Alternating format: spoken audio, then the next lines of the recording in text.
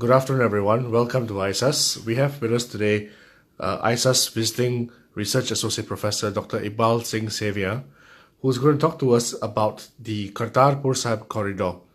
The Indian Vice President lays the foundation stone today on the Kartarpur Sahib corridor, which will link the Dera Baba Nanak Gurdwara in India, in Punjab, to the Pakistan border, while on the other side, Pakistani Prime Minister Imran Khan will on Wednesday lay the foundation stone for a corridor from Kartarpur Sahib to the Indian border.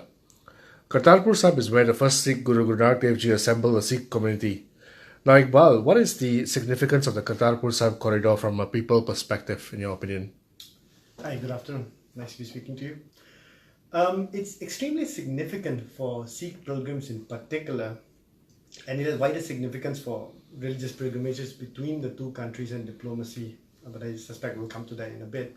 But if we deal with this corridor itself, this, as you pointed out, is essentially a road that links two important Sikh shrines, Dera Baba Nanak, which falls in Indian Punjab, and Kartarpur Sahib Gurdwara, which is revered by Sikhs across the world for being the site at which Guru Nanak, the first Sikh Guru, spent 18 years of his life, and the site is often described as the first Gurdwara itself.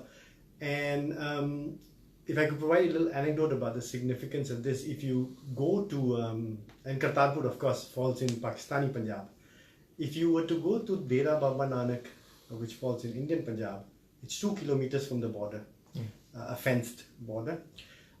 What they have is the Gurdwara authorities have actually installed binoculars.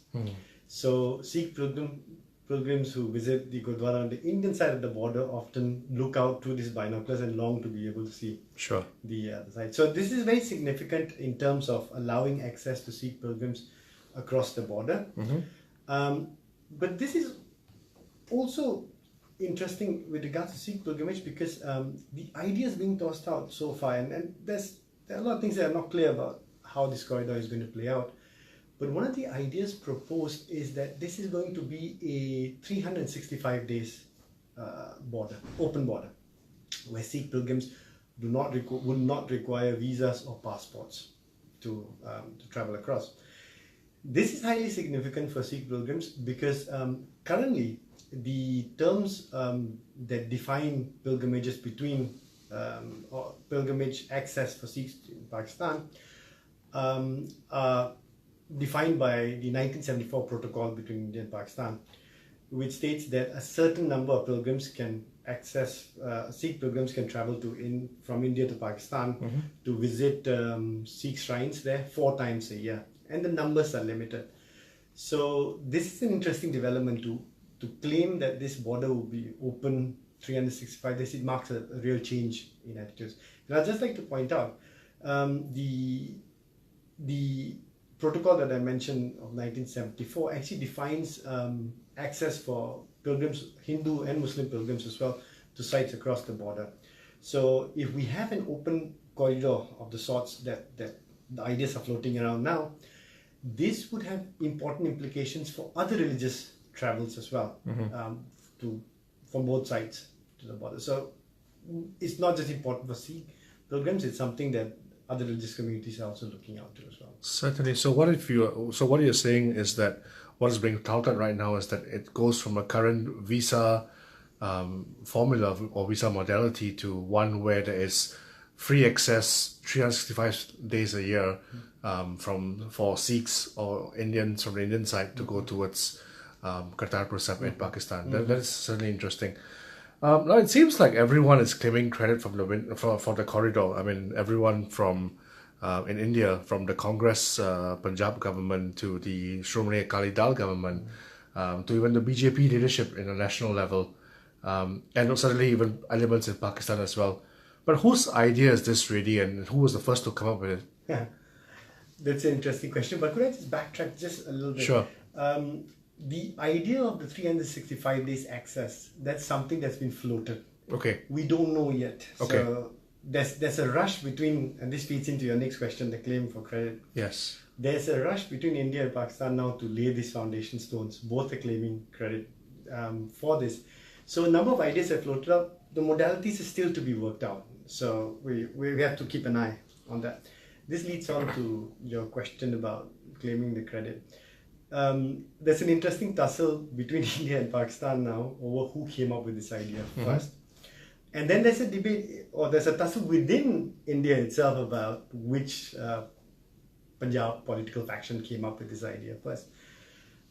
This idea has been floating around for a number of decades. Clearly since 1947, when the boundaries were drawn between India and Pakistan, there was a discussion about the need for such arrangements for pilgrims to travel.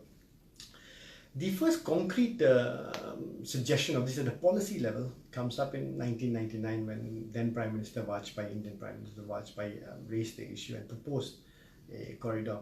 Little action was taken on it from both sides, and the issue lingered on, was brought up repeatedly in Denver.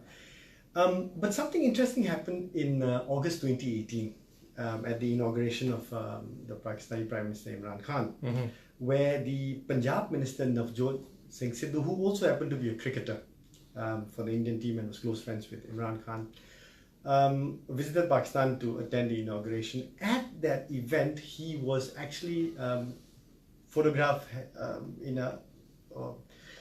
he was seen hugging the army chief of Pakistan, General Bajwa. This image of this hug became controversial in India. I don't have to explain why that is the case. But what was interesting was Navjot Sidhu pointed out that the hug was preceded by a statement by the army chief that Pakistan would open the border at Kartarpur for Sikh pilgrims to come through. So this was one of those pivotal moments. And nothing happened after that. In fact, as of, I believe it was mid-September, when one of the ministers in Pakistan was actually asked about this border opening, he said that there was no communication with India. And then in November, suddenly things started happening. There were sounds coming out of Pakistan, there were sounds coming up of India. Clearly there were back channel discussions about this. But when it was on November 22nd, it was announced that Imran Khan will be laying the foundation stone for the Pakistan side of the border, or the corridor, on the 28th. And then there was a rush on the Indian side as well. So as we speak right now, the Indian Vice President is actually laying the foundation stone, or probably has laid it already. So I guess it's where you draw the line, where do you start the starting date. So this idea has been floating around, both are claiming credit for it, and for once, let's say a tussle between Pakistan and India, which is actually on has a good overtones to it. Within India itself, the current government in charge of Punjab, the Congress party, is claiming credit for it. Of course, it's in power at the moment, but this idea has been around for a longer period. What is particularly interesting in this regard is that on the Indian side, there's a concerted attempt by the current government to portray this as a BJP and Srimani Akali Dal victory to have this corridor. So in fact, the ministers who are going to be attending the groundbreaking ceremony in Pakistan are going to be from the Akali Dal party. They are being the official representatives of the Indian government. Although the Congress is in power in Punjab, and although Navjot Singh Sidhu himself is. But that's also because the chief minister has declined the invitation. The chief minister has declined the invitation, yes, and there's a backdrop to that as well. Sure. We can discuss that if you like to. But the representatives who are being sent are also from the central government rather than the Punjab government as well. So there's an interesting tussle going on. Absolutely. No, I just want to get a deeper understanding of what is in it for the Indian and Pakistani government beyond domestic politics for this initiative to go through. I mean, it is a novel idea, and it's something that has been floated around for some years. Why is it now that they're both pushing for this? Well, from the Pakistan side, let's start from that perspective. Good PR, right? Imran Khan needs good PR. 100 days of his governance are coming up. And there is a need within the Pakistani establishment to show that they're reaching out towards better relations with India, something that Imran Khan spoke very much about. And here it's important, again, I deliberately pointed out the story about General Bajwa, that the first concrete idea of this was actually thrown out by the military in Pakistan as well. That's a significant issue. So we talk a lot about Imran Khan, but the establishment behind Imran Khan is important itself as well. So it's sending out the right signals, but also Imran Khan has been hit very badly internationally in the media, at least with the issue of the Asia Bibi issue, the blasphemy issue, where his government is seen to have kowtowed to religious fundamentalism. So this is good PR for them as well, although the idea stretches back before that. So let's just point out, he didn't just pull this out of the hat immediately. From the Indian side, likewise, good PR. However, on the Indian side, there is the imperative of the elections that are coming up next year in 2019. There is a concerted effort to attempt to win over the Sikh votes that are important in the state of Punjab, itself, which goes to elections in the whole of India votes for the Lok Sabha in 2019. At a wider India-Pakistan relation level, this is important because there's been nothing substantive in terms of diplomatic relations between them in the last year or so. I mean, nice noises being made, but nothing substantive. No Indian minister has visited Pakistan since 2016. Yeah. So the fact that two ministers are actually going to attend the groundbreaking ceremony is significant in itself as well. So at a diplomatic level, this is important as well. There's also a backdrop of what happened last week in Punjab as well. In Indian Punjab, in Amritsar, there was a grenade attack on the Nirankari movement, which are defined as unorthodox Sikhs by some organizations. And this led to fears over a return of the Khalistani movement of the 1980s, agitation of the 1980s and stuff.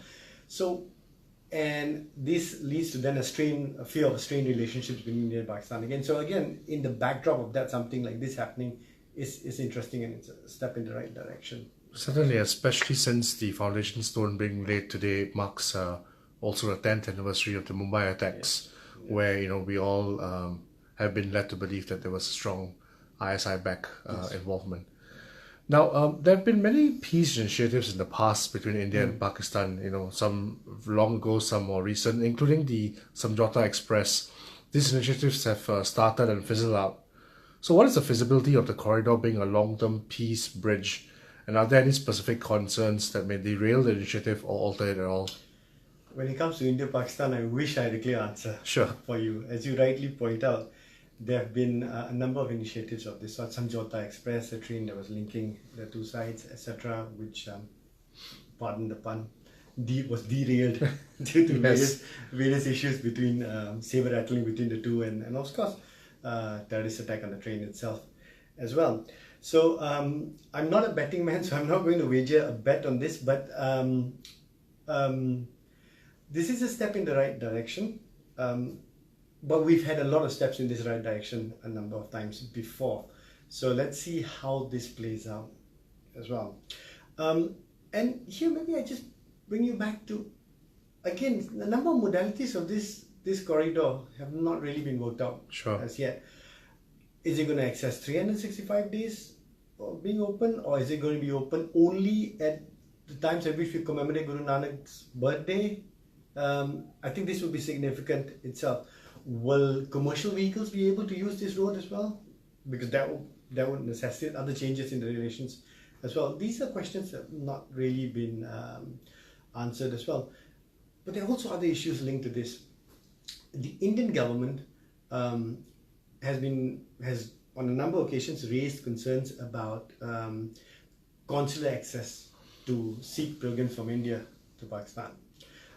That's an issue we haven't heard of. Or in this proposed corridor, will Indian diplomats have access to the Sikh pilgrims? This became a controversial issue a few years ago. The other issue from the Indian side is the Indian government has repeatedly raised the concern about Khalistani support brewing in Pakistan, being support from Pakistan itself. And again, these are allegations that are made. But what we do know is that the Khalistanis have actually had support in the past, and this would be an issue again, that who gets to travel across and stuff. So these modalities need to be worked out before we can actually gain an insight to how successful this corridor is going to be. So a number of things need to be worked out. So I can't really answer that question except to say that one remains hopeful, but one must also keep an eye on history, where we've had a number of such initiatives that have not really been the cure for the situation. Certainly, I think it's definitely a positive step in the right direction, and we all hope that it lands to a more sustainable solution going forward. Thank you very much, Iqbal. Pleasure.